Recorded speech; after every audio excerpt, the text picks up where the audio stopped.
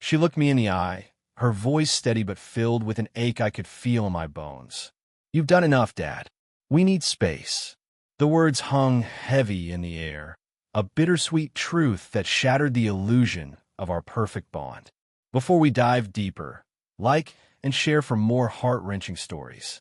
I stood by the doorway of the living room, the weight of her words settling in the air between us like a storm about to break. "You've done enough, Dad. We need space." Her voice was steady but distant, a fragile barrier I wasn't sure how to cross. I felt a sharp sting in my chest, the kind that comes not from physical pain, but from something more profound, a fracture in the bond I'd spent my life nurturing. She looked at me with eyes I barely recognized, eyes no longer filled with the warmth of a child, but with the cold resolve of someone determined to carve out her own path. I wanted to reach out, to tell her everything would be all right, to bridge this sudden chasm. But the words caught in my throat. Instead, I nodded slowly, swallowing the lump rising in my throat. I understood, in that moment, that this wasn't just a request. It was a declaration. Our relationship had reached a breaking point I hadn't seen coming, or perhaps refused to see. The room felt suffocating, the silence heavier than any argument we'd ever had. I glanced around at the familiar space. The worn couch where we'd shared countless evenings, the photographs lining the walls capturing moments of laughter and love. It all felt distant now, as if I were a stranger in my own home.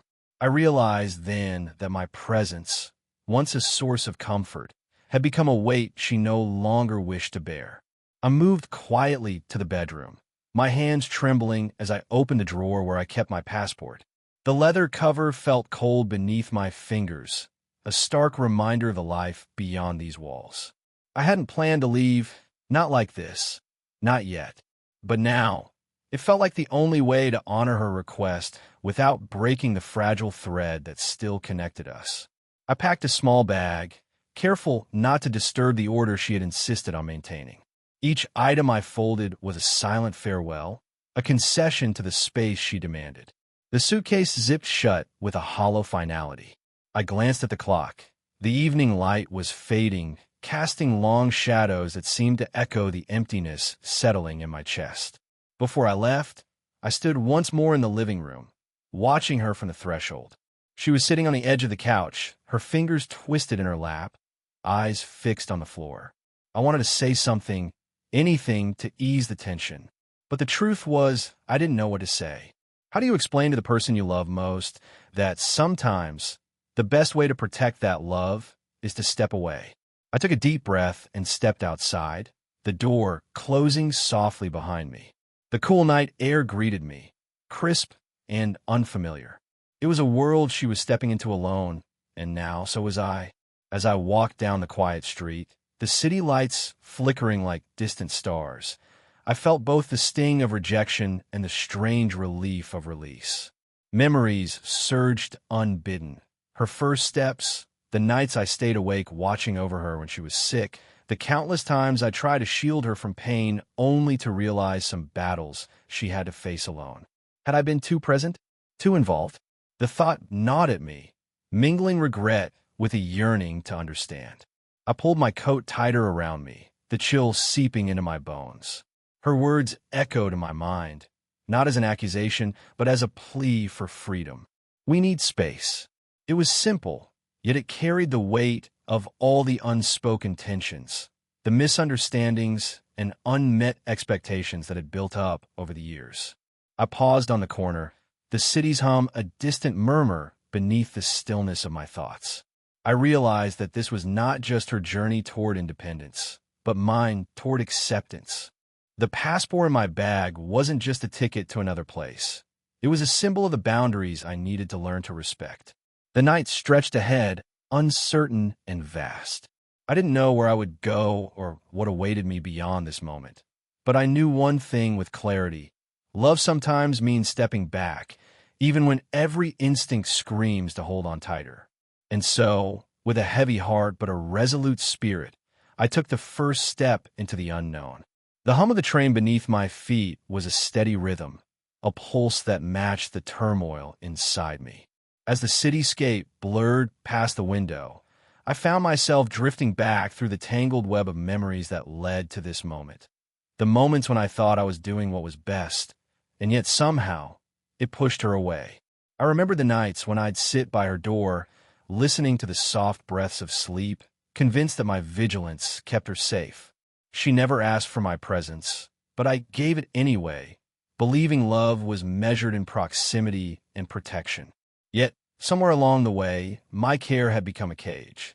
There were the countless phone calls I made, checking in, offering advice, sometimes even when she didn't want it. I saw her frustration then, but dismissed it as youthful rebellion. I thought I was just being a good father, involved and attentive. Now, I wondered if I'd been overbearing, an unintentional architect of her suffocation. Her face flashed in my mind. How she'd bristle when I questioned her choices, how our conversations spiraled into silence or sharp words. I recalled the last argument, her voice raised, telling me she wasn't a child anymore. I had thought it was a phase, a momentary clash, but perhaps it was the first real crack in our foundation. As the train sped forward, I thought about the distance she seemed to need, not just physical, but emotional. She was forging her own path, making decisions that I struggled to comprehend or accept. It was as if the years we spent intertwined were unraveling, thread by thread, leaving me grasping at fragments. I caught myself picturing her alone in our home, making choices without me, living in the space I once filled. It was a reality I hadn't prepared for, and it frightened me more than I cared to admit. I realized the truth I'd been avoiding. My presence, though meant as support, might have been a barrier to her independence. The countryside rolled past in muted hues, the fields stretching endlessly under a gray sky. The scenery was a stark contrast to the chaos in my mind, and I found solace in the quiet monotony. It gave me room to breathe, to reflect without interruption. I thought about the times she had confided in me, the moments when she let her guard down and allowed me a glimpse of the person she was becoming.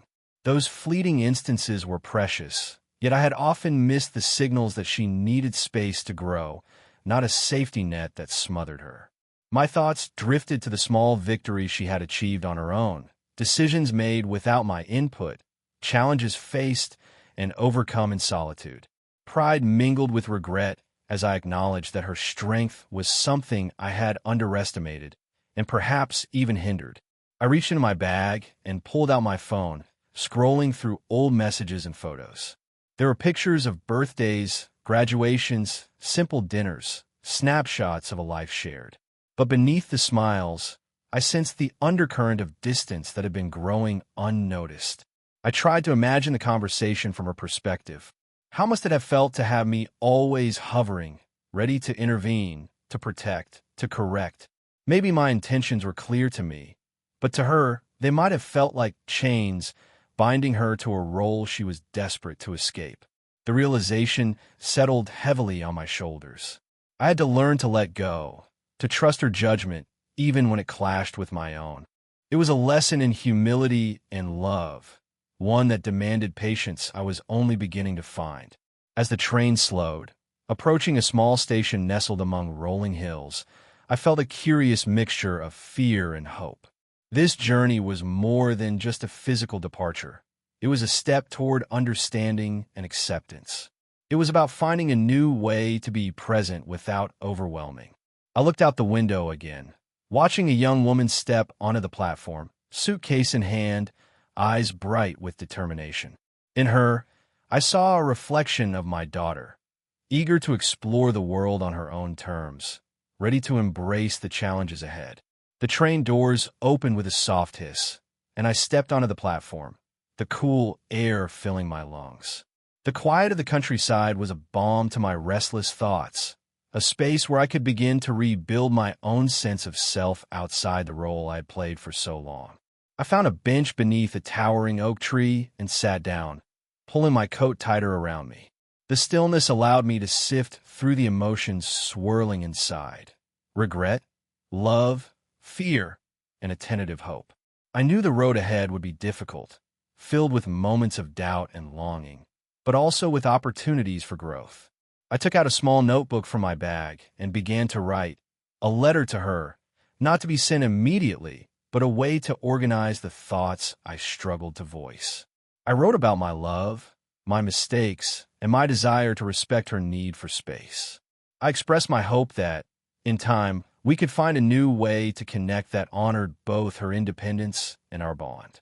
As the sun dipped behind the hills, casting long shadows across the platform, I folded the letter carefully and tucked it away. The act felt like a promise, to myself and to her, that I was ready to change, to listen, and to support without suffocating. I watched as the last train of the evening pulled away, its lights fading into the distance. The journey was far from over, but in that quiet moment, I felt a glimmer of peace. I was no longer just a father clinging to the past. I was a man learning to embrace the present, with all its complexities and uncertainties.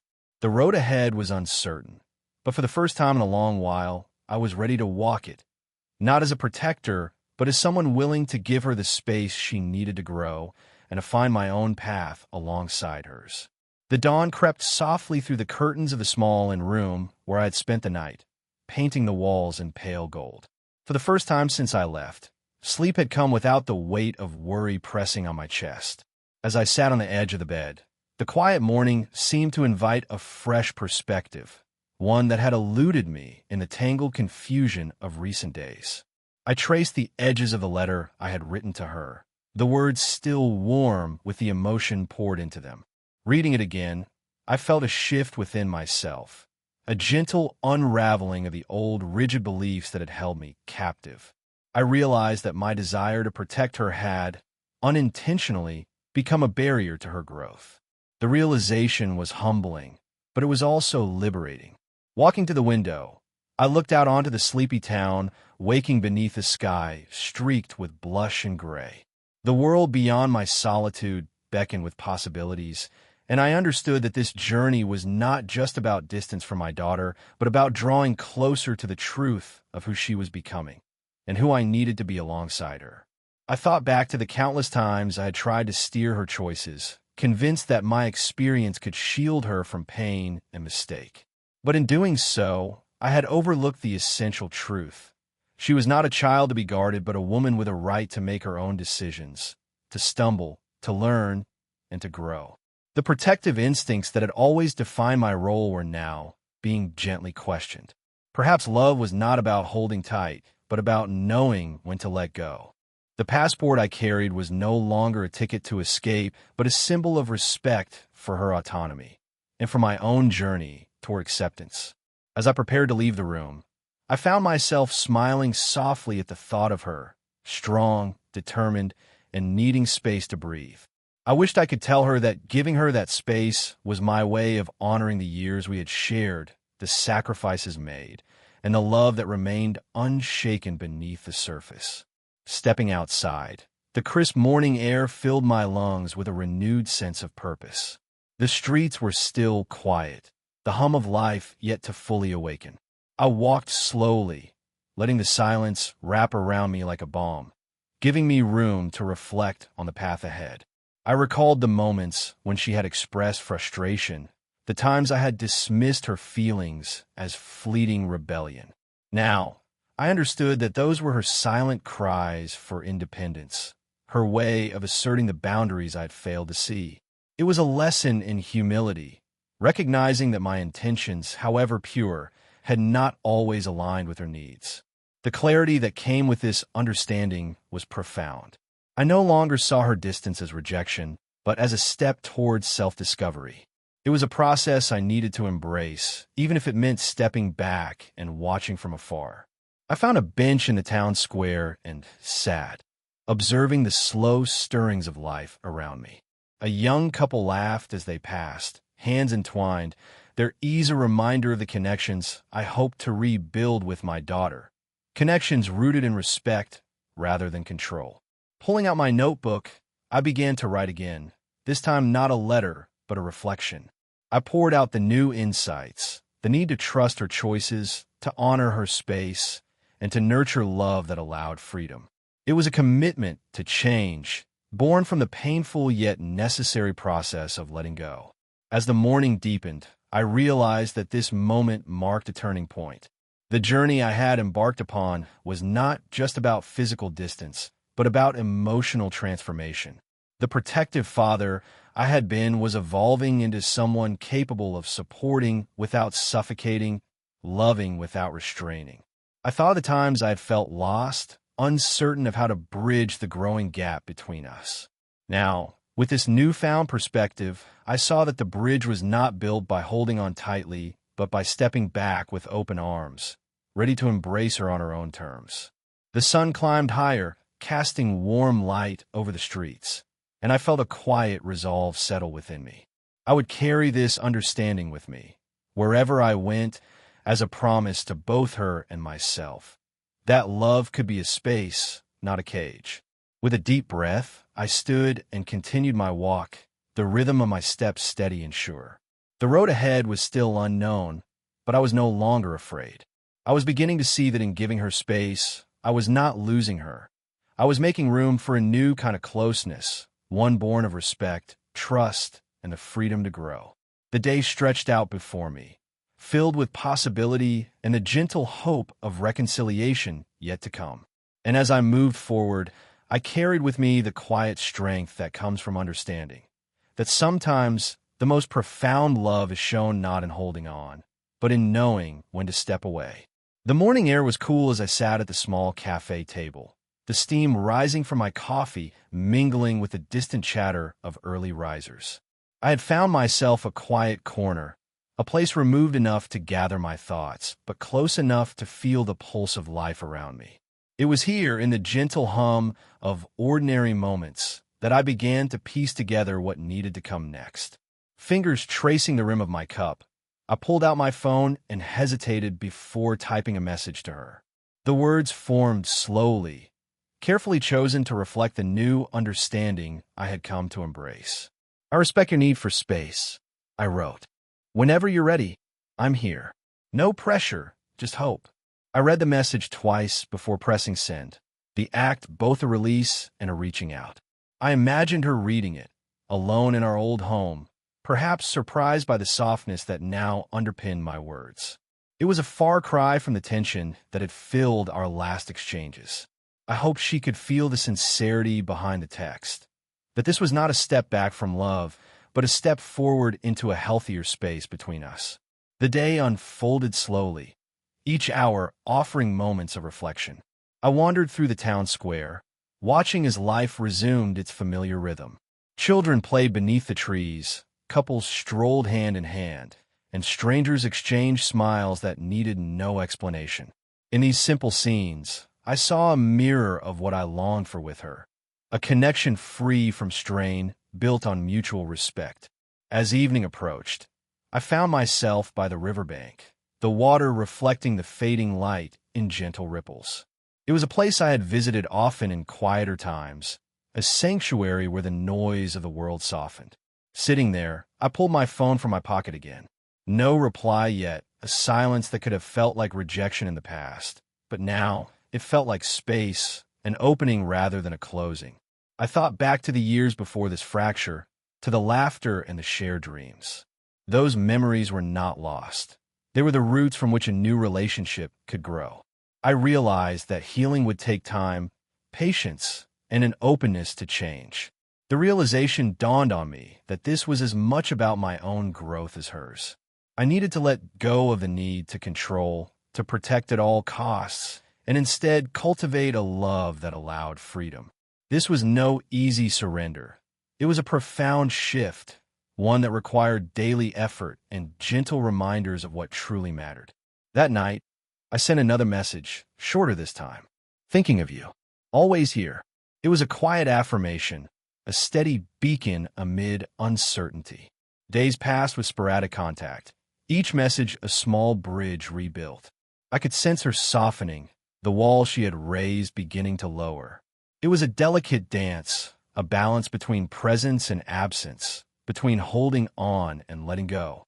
Then came a reply, a simple "thank you." It was brief but filled with meaning, a sign that the space I had honored was beginning to invite her back. Encouraged, I suggested a casual meetup at a nearby park, No expectations, just a chance to share time without pressure. She agreed, and as I waited on the bench, the familiar figure approached, tentative, cautious, but unmistakably her.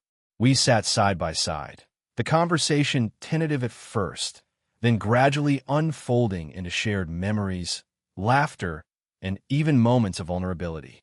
The distance between us felt smaller, replaced by a fragile thread of reconnection. In that afternoon light, I saw not just my daughter, but the woman she was becoming, independent, strong, and deserving of trust. I felt gratitude for the space she had asked for and the courage we both had shown in honoring it. As the sun dipped below the horizon, casting a warm glow over the park, I realized that this was a new beginning, not a restoration of what had been, but a transformation into something deeper and more resilient. Walking home alone, I felt the quiet assurance that while the path ahead was still unfolding, we had taken the most important step toward understanding, respect, and a love that embraced freedom rather than control. Our conversations began cautiously, like two dancers testing the rhythm after a long pause. The space between us was no longer a chasm, but a bridge we were rebuilding step by step, each word and gesture a careful stitch in the fabric of our renewed connection. She spoke of her newfound independence, the challenges, the triumphs, and the moments when doubt crept in. I listened, not with the urge to fix or advise, but with genuine curiosity and respect. It was a revelation to hear her voice carry the weight of her experiences, to witness the woman she was becoming, shaped by choices I had once tried to control. I shared parts of my own journey too, the struggle to let go, the pain of stepping back, and the slow acceptance of a love that meant giving freedom rather than holding tight. There was vulnerability in admitting my mistakes, but it opened a space for honesty between us that had been missing. Our interactions grew more frequent, but remained measured, a balance of closeness and respect for boundaries. We found comfort in shared routines, a weekly dinner, a walk in the park, a phone call to check in. These simple acts became anchors, reminders that connection could thrive without control. One evening, as we sat watching the sunset paint the sky in hues of orange and purple, she turned to me with a softness I hadn't seen in months. "Thank you for giving me space," she said quietly. "I needed it more than I realized." Her words settled deep within me, a balm for wounds I hadn't fully acknowledged. It was a testament to the strength of the bond we shared, a bond resilient enough to bend without breaking. I realized then that our relationship was no longer defined by the roles we had played, but by the mutual respect and understanding we had cultivated. The father who once felt compelled to protect at all costs had transformed into someone who trusted, listened, and embraced her autonomy. We both had grown, she through independence and I through acceptance. The love between us was no longer a tether, but a lifeline, flexible and enduring. As the stars emerged, twinkling in the vastness above, I felt a quiet gratitude. Though the path had been fraught with pain and uncertainty, it had led us here, to a place of tentative hope and renewed connection. The future remained unwritten, but for the first time in a long while, I was eager to walk it alongside her, not as a guardian holding on, but as a partner who honored the freedom that true love requires. If you love the story, like the video and subscribe.